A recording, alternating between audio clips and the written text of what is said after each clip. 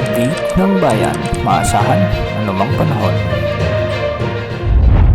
Magandang oras po sa ating lahat. Narito na ang pinakauling update sa magiging lagay ng ating panahon sa araw na ito at sa mga darating pang mga araw. Ngayong araw ay umiiral muli ang ridge ng high pressure area o ang tuyo at mainit na hangin na nakakaapekto ngayon sa northern at central Luzon. Dahil dito, mas makakaranas ang mga lugar na ito ng mas mainit at kadalasang maaliwalas na lagay ng panahon, bagamat hindi pa rin maiiwasan ang pagbuo ng mga kulapan lalo na sa hapon at gabi dahil sa matinding init ng araw. Sa Metro Manila at sa nalalabing bahagi ng bansa, kabilang na ang buong Visayas at Mindanao, inaasahan ang bahagyang maulap hanggang sa maulap na kalangitan na may mga pulupulong mga pag-ulan at thunderstorms. Ang mga pag-ulang ito ay dulot ng localized thunderstorms na karaniwang nabubuo kapag nag-iinit ang panahon sa maghapon at nagkakaroon ng pag-angat ng mainit na hangin na nagiging sanhi ng pagbuo ng mga ulap at ulan.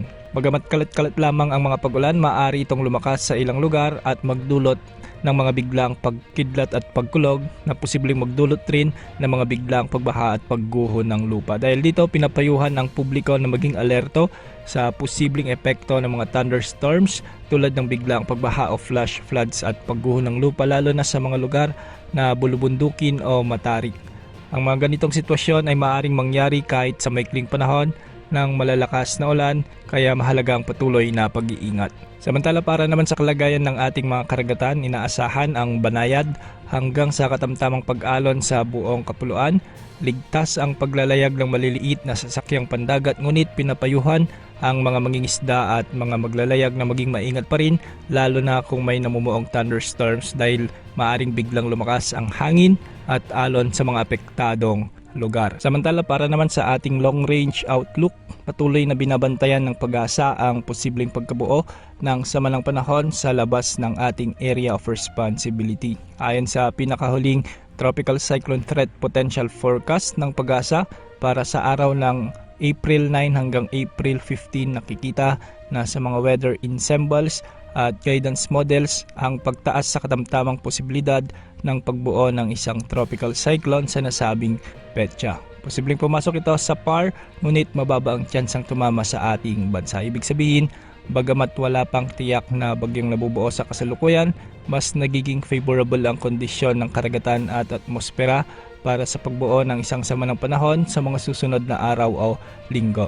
Kung sakaling ito ay mabuo at tuluyang pumasok sa loob ng ating area of responsibility, ito ay papangalanan bilang Bagyong Kaloy na siyang susunod sa listahan ng mga pangalan ng bagyo para sa 2026. Ngayon pa man, mahalagang tandaan ng mga ganitong forecast ay maaring magbago anumang oras depende sa galaw ng sistema at iba pang salik ng ating atmosfera. Maaari itong humina, hindi mag-develop o magbago ng direksyon, kaya patuloy ang paalala sa publiko na manatiling nakaantabay sa mga susunod na opisyal na anunsyo at updates mula sa Pag-asa. Sa kabuuan, mananatiling mainit pa rin sa malaking bahagi ng bansa sa maghapon na susundan ng posibilidad ng mga panandaliang pagulan at thunderstorms lalo na sa hapon o gabi. Ugaling magdala ng payong, uminom ng maraming tubig upang maiwasan ang dehydration at maging handa sa biglang pagbabago ng panahon. Sa mga susunod na araw ay muling iiral ang easterlies o ang mainit na hangin